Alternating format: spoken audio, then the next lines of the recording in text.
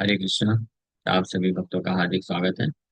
आज के श्रीमद् भागवतम की चर्चा में हम लोग चर्चा कर रहे हैं Shrimad Bhagavatam first canto 9th chapter and text 37 तक चर्चा किए थे। भीष्म पितामह की स्तुतियां चल रही हैं।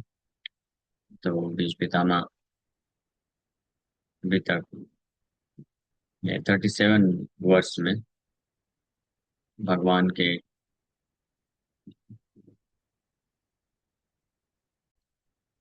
सो टेक्स्ट 37 में भीष्म पितामह इस प्रकार से प्रार्थना की।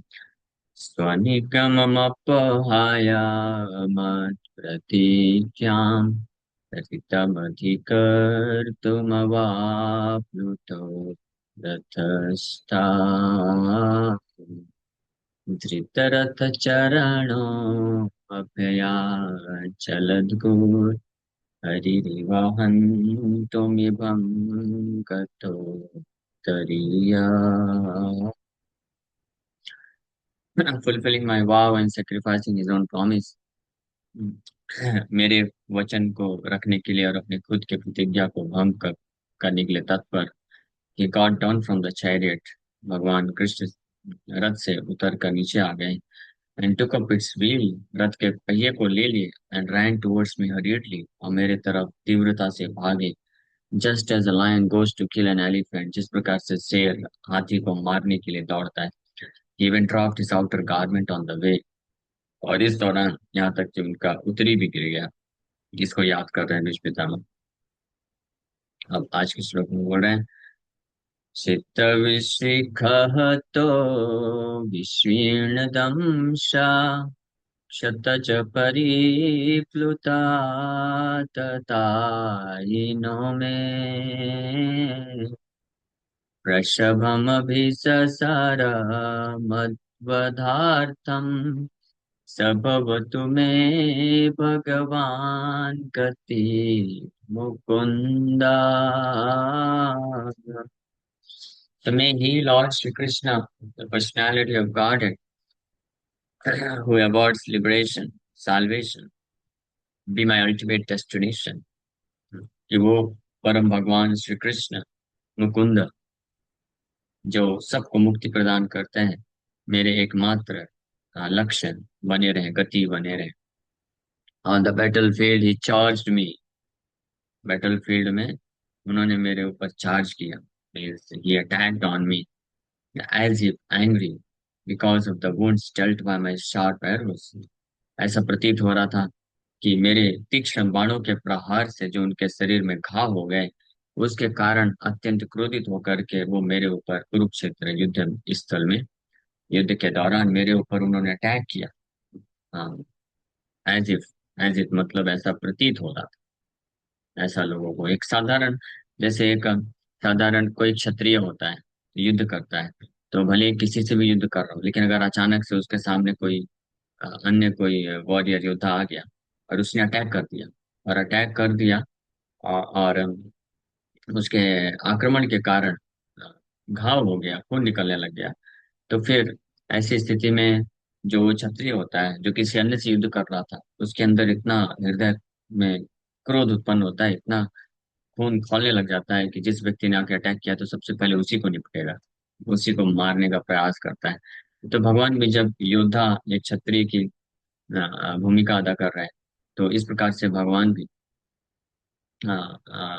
युद्ध क्षेत्र में बीच बीच में जब भीष्म पितामह अटैक कर रहे थे, तो भीष्म पितामह तो अर्जुन को मारना चाह रहे थे, लेकिन उनके तीक्ष्ण बाणों का प्रहार कभी कभी कृष्ण को भी लग जाता था और उससे घाव उत्पन्न होता था, खून भी निकल जाता था। तो भगवान उस वक्त अत्यंत क्रोधित होकर के भीष्म की तरफ अ, आक्रमण करने के भाव से भागते थे। तो इसलिए यहाँ पे भीष्म पितामह उसको भी याद कर रहे हैं कि एज एक जैसे कोई क्षत्रिय होता है, उसको अगर अटैक कर दे तो वो काउंटर अटैक करता है अत्यंत क्रोधित होकर के। तो on the battlefield he charged me as if angry because of the wounds dealt by my sharp arrows। His shield was scattered।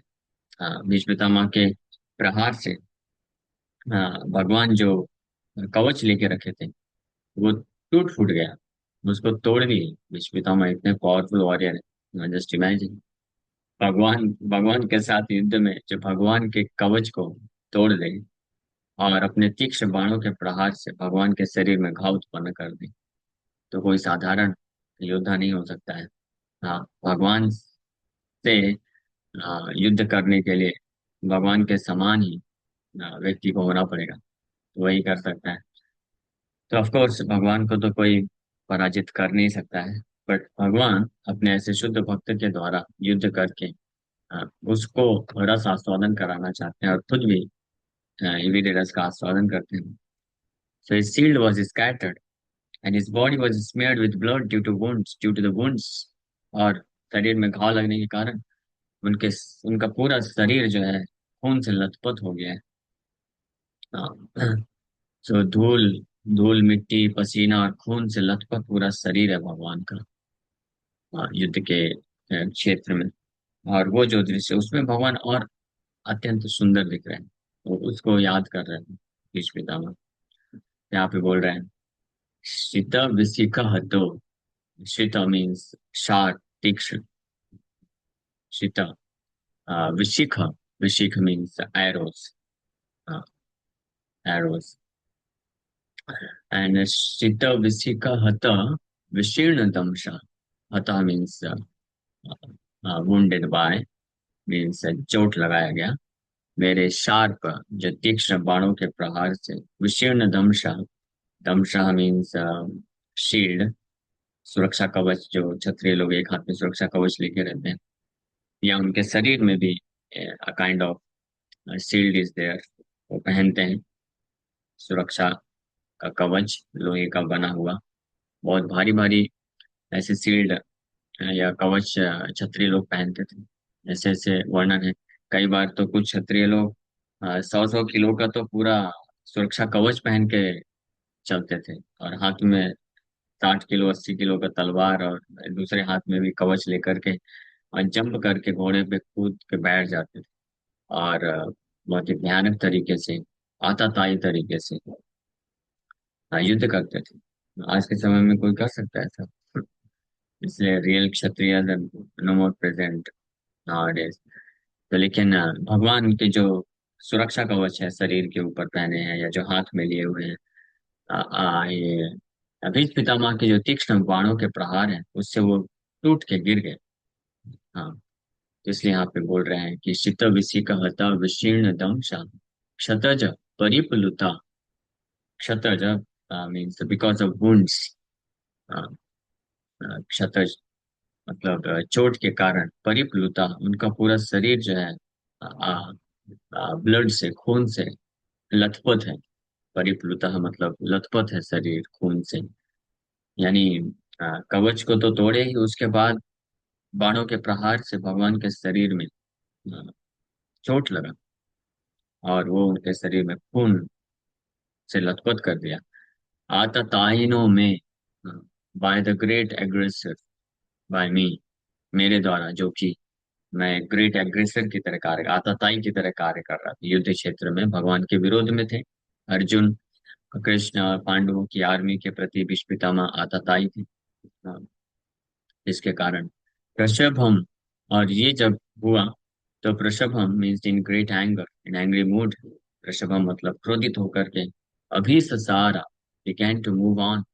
भगवान को जैसे ये प्रहार हुआ, immediately he began to move, just like एक वो होता है बंदर। वृंदावन में आप लोग देखे होंगे उनको अगर कोई घूर घूर के देखेगा या अटैक करेगा, तो कुछ बंदर होते हैं वो तो डर के भाग जाते हैं, लेकिन कुछ बंदर होते हैं क्षत्रिय स्पिरिट वाले होते हैं। आप आप जितना घूरेंगे या जितना थोड़ा सा अटैक करेंगे, वो उसका डबल वेग से, हाँ, दुगने वेग से आपके ऊपर अटैक करेगा। हम लोग इधर बैठे थे राधा कुंड में लास्ट टाइम, तो एक ब्रजवासी ही थे, वो चाय पी रहे थे, तो पहले बंदर जो है उनको ऐसे थोड़ा सा घूर के देखा, तो उन्होंने भी बंदर को ऐसे घूर के देख लिया। तो जब बंदर को उन्होंने घूर के देखा तो बंदर नाराज हो गया और तुरंत गया और उनको जा करके उनके ऊपर अटैक कर दिया। अपने दोनों हाथ से उनको धक्का देने का प्रयास किया, लेकिन क्योंकि वो ब्रजवासी थे वो जानते ही हैं, तो वो डरे नहीं और कोई होता तो डर के मारे बंदर उसका हालत खराब कर देता। लेकिन वो डरे नहीं। तो जब वो अटैक किया उनके आके पीठ में ऐसे धक्का मारा बंदर, तो वो फिर करके मारने का प्रयास किए। तो बंदर फिर भाग गया और फिर से आया। फिर दो अपने साथ अपने दो रिलेटिव लोगों को लेके आया, और दो बंदर और लेके आ गया। और तीनों मिल करके वो जो व्यक्ति थे उनको ऐसे अटैक कर रहे थे। लेकिन वो फिर भी डरा नहीं। वो फिर वो एक ऐसा गमछा लिया होता, तो गमछा निकाल करके ऐसे मारने का प्रयास किया। और फिर खड़ा हो गया, खड़ा होकर जब मारने प्रयास में भाग गया। तो एक क्षत्रिय जो होते हैं उनको जब अटैक किया जाता है युद्ध क्षेत्र में, तो वो बहुत ही क्या बोलते हैं, एग्रेसिव हो जाते हैं। हाँ, तो भगवान के ऊपर जब अटैक किया तो भगवान एक क्षत्रिय का रोल कर रहे हैं। So he became very angry and he began to move on. प्रसभम अभिससार मत्वधार्थम for the purpose of killing me. In a very angry mood, बहुत क्रोधित होकर के तेज से भगवान दौड़ते थे, अटैक करने के भाव से रथ को उस तरफ लेके जाते थे। मद उदाहरतम, मुझे मारने के लिए। सब भगवतु, ऐसे भगवान। हाँ, जैसे ऐसे भगवान।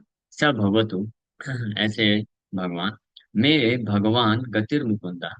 हाँ, ऐसे भगवान मेरे गति बन जाए। The only only destination of my life, मेरे जीवन के एकमात्र लक्ष्य बने रहे ऐसे भगवान। मतलब ऐसा, इससे भी प्रमाणित होता है कि Krishna is not an ordinary personality, ordinary Kshatriya. मतलब कोई साधारण क्षत्रिय होगा जिसके ऊपर किसी ने अटैक किया और फिर वो दुगने वेग से अत्यंत क्रोधित होकर के उस व्यक्ति के ऊपर उसको मारने के लिए दौड़ रहा है, एग्रेसिव होकर के, आतताई बन करके, क्रोध को प्रकट करते, रिवेंजफुल एटीट्यूड। तो बहुत अत्यंत रिवेंजफुल हो जाते हैं। ऐसे कोई रिवेंजफुल एटीट्यूड, आक्रामक आक्रोश रखते हुए कोई अटैक करेगा, तो उसको कोई भला अपने जीवन का गति बनाएगा? उसको कौन गति बनाएगा? उसको तो लोग उसके प्रति फिर और क्रोध प्रकट करेंगे। और ईर्ष्या, रिवेंजफुल एटीट्यूड एक दूसरे का बढ़ता जाएगा। और ये रिवेंज इतना पावरफुल होता है कि ये सालों साल तक खत्म नहीं होता है। इतना भयानक होता है क्षत्रियों के बीच में। हालांकि क्षत्रिय जो युद्ध करते हैं, तो इट इज सेड कि वो स्पोर्टिंग स्पिरिट में होता है। बट समटाइम्स जब किसी एक विशेष प्रकार के क्षत्रिय से कोई युद्ध कर रहा है, तो बार बार attack counter attack, attack counter attack करते करते एक दूसरे के हृदय में वो अग्नि जलती जाती है, रिवेंजफुल एटीट्यूड बढ़ता जाता है। जस्ट लाइक कर्ण और अर्जुन के बीच में हुआ। तो वो शुरू से ही था। और फिर जब फाइनली जब अर्जुन का द्रौपदी से विवाह हो गया, तो that was the ultimate, because Karna was also very much attracted towards Draupadi. Draupadi की तरफ कर्ण भी बहुत आसक्त था। और फाइनली जब द्रौपदी का विवाह अर्जुन से हो गया, तो ये कर्ण के लिए तो ये तो अल्टीमेट हो गया। It was completely intolerable. ये तो असहनीय था। इसलिए कर्ण डिसाइडेड कि मैं अर्जुन को तो मार के रहूंगा, कुछ भी हो जाए, अर्जुन को नहीं छोड़ूंगा। ऐसा डिसाइड कर लिया था। और इसी प्रकार से भीम और दुर्योधन के बीच में भी ऐसे ही था। जब दुर्योधन ने और दुशासन ने दोनों, तो भीम जब कुछ नहीं कर पा रहे थे, इतना उनके हृदय में एक जो ट्रू क्षत्रिय होगा, ये कैन नेवर टॉलरेट, वो कभी सहन नहीं कर सकता है कि उसके ऊपर कोई अत्याचार कर रहा है और वो जस्ट तेनालीराम से नीचे न कर ले। ब्राह्मण कैन टॉलरेट, ब्राह्मण सहन कर सकता है, लेकिन क्षत्रिय नहीं कर सकता है। लेकिन वहां पे युधिष्ठिर महाराज के कारण भीम को, जब वो चल रहा था, क्या बोलते हैं, जुआ खेला जा रहा था असत सभा में, तो वहां पे द्रौपदी का चिरहरण जहाँ जहाँ पे हो रहा था, तो भीम के जो खून है वो पूरा खौल रहा था, बॉडी पूरा गर्म हो गया था। लेकिन मौका नहीं मिल रहा था, युधिष्ठिर महाराज की आज्ञा को उल्लंघन नहीं कर सकते थे। हाँ, तो वहीं से भीम के हृदय में दुर्योधन और दुशासन, स्पेशली इन दोनों के प्रति और सारे कौरवों के प्रति, वो रिवेंजफुल एटीट्यूड पूरा डेवलप हो चुका था। और फिर कुछ कई वर्षों के बाद युद्ध क्षेत्र में भी खत्म नहीं हुआ, और भीम एक एक को पकड़ पकड़ के फाड़ते जा रहे थे। दुशासन को तो बोला था कि इसको तो मैं फाड़ दूंगा, और दुर्योधन को भी मार दिया, सारे 100 कौरवों को भीम ने मार दिया। तो दैट इज क्षत्रिय स्पिरिट। एक क्षत्रियो का स्पिरिट होता है। तो ऐसा स्पिरिट रखने वाले किसी व्यक्ति को भला कोई अपने जीवन का गति बनाएगा? हाँ, कभी कर्ण ऐसा बोलेगा कि ऐसा अर्जुन जो मेरे साथ इस प्रकार से युद्ध किया, मेरे को इतनी बार पराजित किया, और मेरा इतना रिवेंजफुल एटीट्यूड है उसके साथ, वो मेरा जीवन का गति बना रहे। हाँ, ऐसा कभी हो सकता है? कभी भीम या दुर्योधन एक दूसरे को अपने जीवन का गति बनाएंगे? हाँ, तो ये जो मैं इसलिए डिटेल में चर्चा कर रहा हूँ, ताकि हम समझें जो मूर्ख लोग भगवान की लीलाओं को बाहरी रूप से केवल निरीक्षण करके उनको एक साधारण क्षत्रिय या साधारण राजा या साधारण व्यक्ति की तरह तुलना करते हैं, तो दे शुड नो, उनको जानना चाहिए कि Krishna is not at all ordinary personality. ये सुप्रीम पर्सनैलिटी ऑफ गॉड है, कृष्ण परम भगवान है, और वो कुछ भी कार्य करते हैं वो दिव्य होता है। यहाँ पे युद्ध क्षेत्र में भीष्म और कृष्ण के बीच में इस प्रकार से दो क्षत्रिय जैसे एक दूसरे से अपोनेंट होते हैं और युद्ध करते हैं और एक दूसरे के प्रति इतना रिवेंजफुल एटीट्यूड रखते हैं। यहाँ पे श्लोक में भीष्म पितामह बता भी रहे हैं कि मेरे द्वारा, हाँ, सित विशिख तो विशीर्ण दंशा क्षतज परिप्लुत आततायिनो में वृषभमभिससार मद्वधार्थं सभवतु मे भगवान गति मुकुंदा। बोल रहे हैं कि मेरे द्वारा तीक्ष्ण बाणों के प्रहार से उनका कवच टूट गया, उनके शरीर में प्रहार हो गया, खून से पूरा शरीर मैंने लथपथ कर दिया उनका। और ये देख करके भगवान ऐसा भी नहीं कि भगवान वहां पे दया के भाव को दिखा रहे हैं, हाँ मेरे बच्चे, मेरे ऊपर आपने इतना अच्छा पुष्प वृष्टि की। अंदर से भगवान, हालांकि अंदर से भगवान को यही फील हो रहा है कि भीष्म उनके मतलब बच्चे की तरह हैं, जैसे छोटा बच्चा होता है कभी कभी अपने पिताजी को, दादाजी को थप्पड़ भी मार देता है तो पिताजी को प्रेम ही उमड़ता है, उसके प्रति भक्त वत्सलता, वत्सल भाव ही आता है। तो अंदर से भगवान को वही महसूस हो रहा है, बट भगवान बाहर से प्रकट नहीं कर रहे हैं। भगवान बाहर से एक क्षत्रिय की भांति रोल कर रहे हैं, और भीष्म पितामह के द्वारा ऐसे प्रहारों से, यहाँ पे भीष्म पितामह ये ऑब्जर्व किए थे ना, इसलिए तो बोल रहे हैं कि प्रषभम अभिससार मद्वधार्थम, दैट ही अभिससार means he began to move very hurriedly, बहुत तीव्रता से। जैसे अटैक होता था, कवच तोड़ गया, तुरंत तीव्रता से भागते थे भगवान गुस्सा होकर के, और भीष्म पितामह को मारने के लिए। हाँ, जैसे क्षत्रिय होता है, उसका जब स्पिरिट, क्षत्रिय स्पिरिट को कोई टच कर देता है, हाँ, भले ही कोई व्यक्ति अटैक किया और उसके रथ का कोई एक पिलर को तोड़ दिया या झंडे को तोड़ दिया, हाँ, तो वो व्यक्ति जो क्षत्रिय होता है ना, उसका खून इतना खौलता है कि वो डिसाइड करता है कि उसके सारथी को भी मार दूंगा, उसको, उस व्यक्ति को भी मार दूंगा। ऐसा होता है। तो भीष्म पितामह जब उनके कवच को तोड़े, उनके शरीर में प्रहार भी करते हैं, यानी हर बार ये हो रहा है, it's not just one time कि भगवान कृष्ण इंतजार कर रहे हैं कि पहले पूरा मेरे को खून से लथपथ कर दो। तो भीष्म पितामह जैसे अटैक करते थे, थोड़ा भी कुछ हुआ, कवच टूट गया या शरीर में प्रहार हुआ, इमीडिएटली भगवान वहां पे क्रोध प्रकट करते हुए, अत्यंत क्रोधित होकर के उनको मारने के लिए भगाते थे रथ को। ऑफ कोर्स अटैक अर्जुन करता था, क्योंकि भगवान ने तो प्रॉमिस किया था कि वो हथियार नहीं उठाएंगे, तो वो खुद हथियार नहीं उठाते, तो सारथी के रूप में है। लेकिन जब भीष्म पितामह अटैक करते थे, तो भगवान क्रोधित होकर के तुरंत अर्जुन को प्रेरित करते थे, अर्जुन अटैक करता था। फाइनल जब अटेम्प्ट हुआ, जब देखे कि अब तो अर्जुन भी मरने वाला है, अगले ही क्षण जैसे भगवान ने ऑब्जर्व किया कि the next moment Arjun is going to finish now, Arjun जो है अब पूरी तरीके से वो हो गए, अनकंट्रोल हो गए, उनको कुछ समझ में नहीं, संतुलन खो बैठा।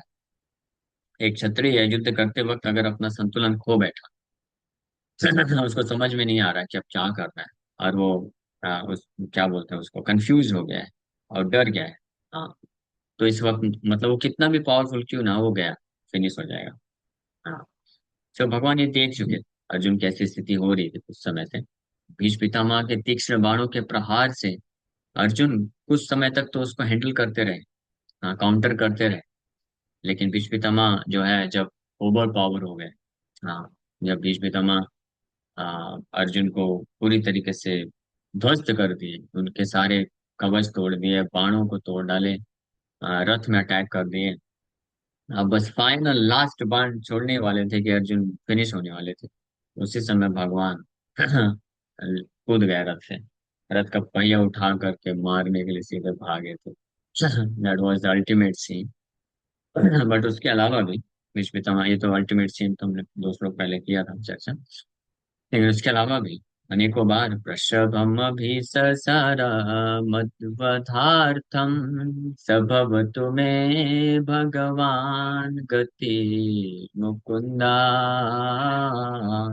फिर भी वो भगवान कृष्ण मेरे जीवन के एकमात्र गति बने रहे, ऐसा विश्व पितामह प्रार्थना कर रहे हैं। हाँ। तो इसलिए हमारे लिए इम्पोर्टेंट शिक्षा ये है, महत्वपूर्ण शिक्षा जानना चाहिए कि हमारे जीवन में कृष्ण कुछ भी करते हैं, still he should remain always our गति। भगवान का हर कार्य जो है दिव्य होता है। एंड ही एंड और उनके सारे हर प्रकार के कार्यों के लिए कृष्ण जो है केवल गुणगान किए जाने चाहिए। Is worthy of complete glorification, surrender, worship, love, devotion, सब चीज। भगवान कुछ भी करे, भगवान अगर धोखा भी देते हैं, भगवान कायरता दिखाते हैं, भगवान चोरी करते हैं, भगवान क्रोध प्रकट करते हैं, भगवान मार देते हैं, ये हर प्रकार के जो निगेटिव तरीके के कार्य हैं, हर इस स्थिति में भी भगवान के वो सारे कार्य दिव्य होते हैं।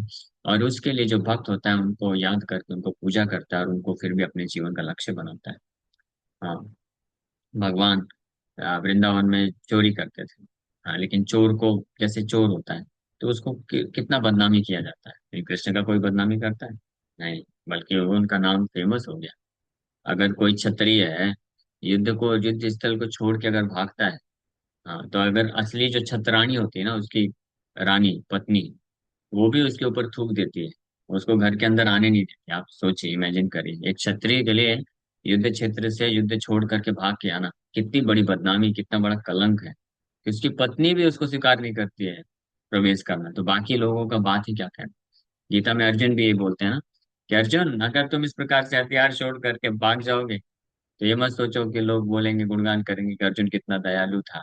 लोग बोलेंगे कीर्तिम करम अर्जुन, हाँ वदस्यन्ति तवाहिता, आपके अकीर्ति फैलाएंगे लोग, बहुत निंदा करेंगे, और आपका ही निंदा बस नहीं करेंगे, आपके पूरे वंश की निंदा हो जाए। सोचो अर्जुन, ये भगवान ने भी एक पॉइंट बोला था। लेकिन वही भगवान कृष्ण युद्ध छोड़ के भागे थे, रण छोड़ के भागे थे, हाँ, रुक्मिणी माता से विवाह करने के लिए। कोई है संसार में कोई भी माई का लाल जो कृष्ण के रण छोड़ के भागने के कारण उनका निंदा कर सके? कोई नहीं कर सकता। हाँ। भगवान कृष्ण रणछोड़ के गए तो रणछोड़ जी के नाम से उनको पूजा जाता है, सोचिए उनका नाम और बढ़ गया। तो ये मैं इसलिए सब बता रहा हूँ ताकि हम समझें कि भगवान किसी भी प्रकार के कार्य को करते हैं, कैसे भी करते हैं, जो भौतिक रूप से किस कैसा भी प्रतीत हो, वो उनकी महिमा को बढ़ाता ही है, उनकी उनको और फेमस ही बनाता है। वो दिव्य, उनकी दिव्यता को प्रदर्शित करता है। और जो भक्त होते हैं वो भगवान, ऐसे भगवान को ही अपने जीवन का गति स्वीकार करते हैं। तो भीष्म पितामह भी ऐसे भगवान जो कि अपेरेंटली बाहरी रूप से भीष्म पितामह के लिए आतताई की तरह हैं, या रिवेंजफुल एटीट्यूड रखे हुए हैं, दोनों एक दूसरे के प्रति युद्ध करते वक्त। और भीष्म पितामह के बाणों के प्रहार से भगवान अत्यंत क्रोधित होकर के उनको मारने के लिए दौड़ रहे हैं, ये सब भाव प्रकट कर रहे हैं। बट भीष्म पितामह जानते हैं कि Krishna supreme personality of God है और कृष्ण मेरे परम स्वामी हैं, इसलिए हर अवस्था में भीष्म पितामह उनको ही एकमात्र अपने जीवन का गति स्वीकार करते हैं। ठीक है, तो इसका तात्पर्य बचा, हम लोग कल पढ़ेंगे। यहीं पे विराम करते हैं, आज एकादशी है। तो इसको रिवा वाले क्लास में शिल प्रभुपाद लीलामृत पढ़ने वाले, तो आप इस जो बता सकते हैं, आना चाहते हैं तो आ सकते हैं। किसी का कोई प्रश्न है तो पूछ सकते हैं। हरे कृष्ण।